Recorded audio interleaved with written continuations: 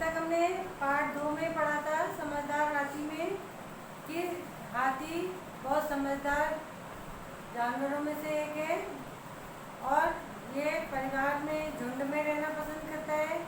इसका नेतृत्व हथनी करती है और हाथी की स्मरण शक्ति बहुत अच्छी होती है, अपने अनुभव से सीखते हैं। ये अपने जो बूढ़ी हथनियाँ हाथी होते हैं उनकी जवान हाथी लोग मदद करते हैं, यहाँ तक कि उनके मुंह में घास तक डालते हैं। जैसे हम परिवार में रहते हैं अपने बुजुर्गों की हेल्प करते हैं ना, वैसे ही ये भी अपने परिवार में रहते हैं और जो बूढ़े बुजुर्ग हाथी हथनी है अपने समूह के उनमें उनकी मदद करते हैं। चलो बच्चों, अब निकालो next page number 12। Page number 12। अब हम यहाँ से पढ़ेंगे। वैज्ञानिकों ने ऐसा भी पाया है, वैज्ञानिक मतलब जो खोज करते हैं ना, तो उन्होंने ऐसा भी पाया है कि कुछ जो बूढ़ी हथनियाँ होती है ना, कुछ जो परिवार के जो अन्य सदस्य हैं वो उनकी सहायता करते हैं। तो मैं पहले पढ़ देती हूँ फिर आपको समझाऊंगी। वैज्ञानिकों ने ऐसा भी पाया है कि कुछ बूढ़ी हथनियों को परिवार के अन्य सदस्य उनके मुंह में गांठ डालकर भी पालते हैं। युवा हाथी बूढ़े हाथियों को उठने बैठने में भी सहारा देते हैं। यदि किसी हाथी की मृत्यु हो जाए तो पूरा परिवार शोक मनाता है। जैसे मैंने आपको बताया ना, अभी हम परिवार में रहते हैं तो हम बुजुर्ग लोगों की हेल्प करते हैं कि नहीं करते? करते हैं ना। सड़क पार करवाना पकड़ के, उनको खाना चम्मच लेने में दिक्कत हो तो हम अपने हाथ से खिलाते हैं। वैसे ही हाथी भी अपने परिवार में जो बुजुर्ग हाथी मादा जो हाथी होती हैं हथनी जिनको हम कहते हैं, उनको उनकी मदद करता है, उनके मुंह में गांठ डालते हैं, खाने पीने में उनको बैठने उठने में उनकी मदद करते हैं, सहारा देते हैं उनको बैठने उठने के लिए। और अगर किसी हाथी की मृत्यु हो जाए उनके दल में समूह में तो पूरा झुंड बैठ के शोक मनाता है। अब आप यहाँ देखो, शोक ओ की मात्रा लग रही है एक डंडे वाली, तो ये है दुख। और शौक श में 2 डंडे वाली औ की मात्रा लग रही है तो ये है शौक यानी रुचि। तो दोनों में केवल मात्रा का अंतर है। शौक में ओ की मात्रा लग रही है एक डंडे वाली यानी दुख, और शौक मतलब रुचि। ठीक है ना? तो अंतर स्पष्ट हो गया आपको, शौक और शौक।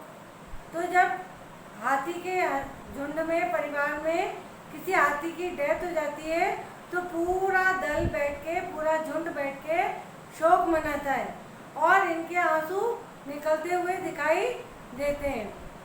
ठीक है ना? आगे बढ़ते हैं।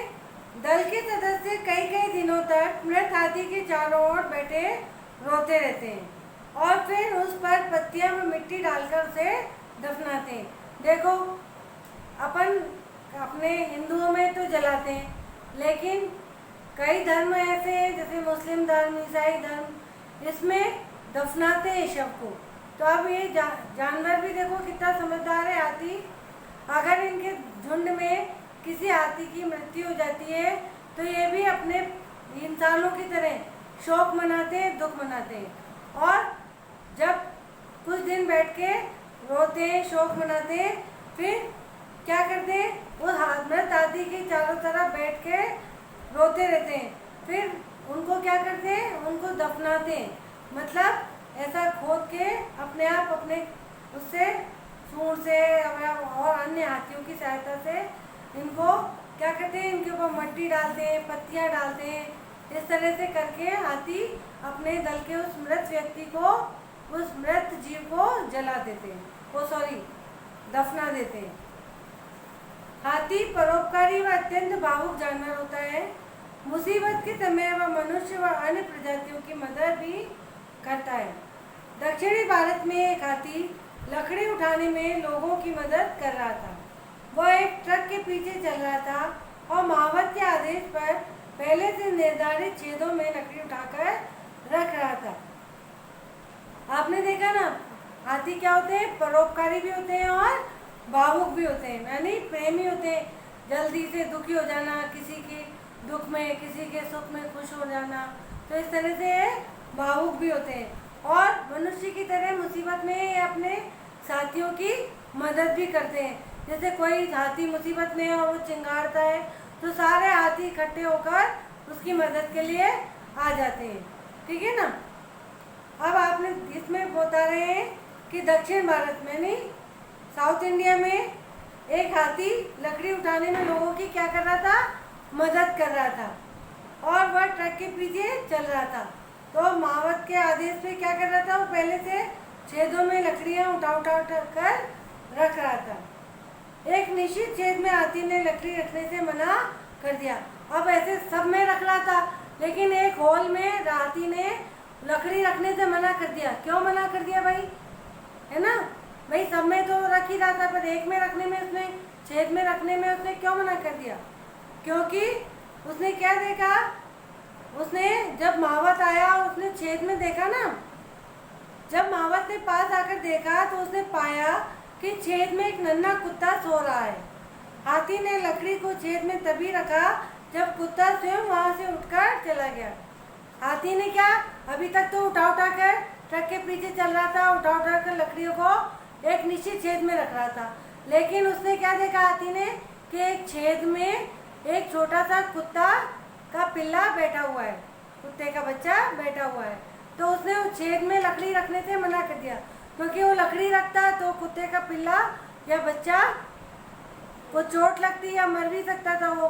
तो उसने अपनी बुद्धि से मना कर दिया। महावत ने जब आके देखा ना, महावत मतलब हाथी का जो संचालन करता है, उसको दिशा निर्देश दे के चलाता है, बैठता है, उसको महावत बोलते हैं।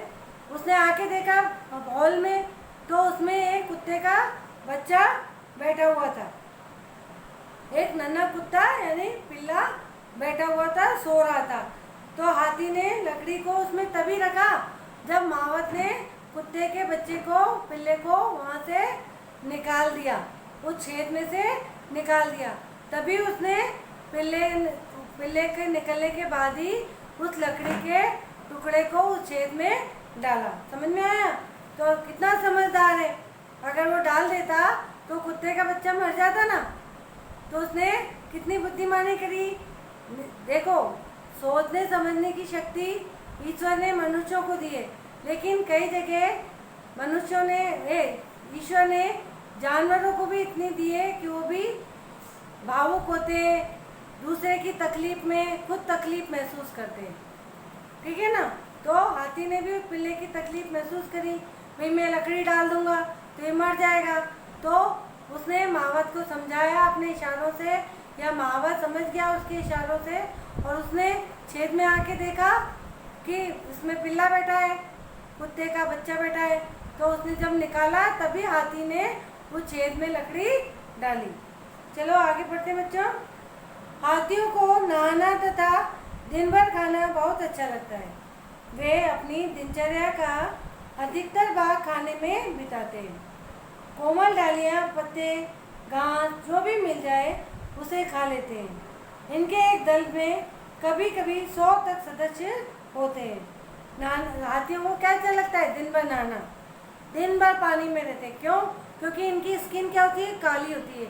इनको गर्मी भी ज़्यादा लगती है, इसलिए दिन भर इनको नहाना क्या लगता है? अच्छा लगता है। और आपने देखा होगा ना, सूंड में पानी भर भर के अपने ऊपर डालते हैं और नहाते हैं। और अधिकतर भाग क्या करते हैं? खाने में बिताते हैं। क्यों? क्योंकि इनका शरीर क्या होता है? भारी होता है। शरीर भारी है तो खाना भी ज़्यादा चाहिए। ठीक है ना। तो बिताते हैं। कोमल डालियाँ, पत्ते, घास जो भी मिल जाए ये उसे खाते हैं।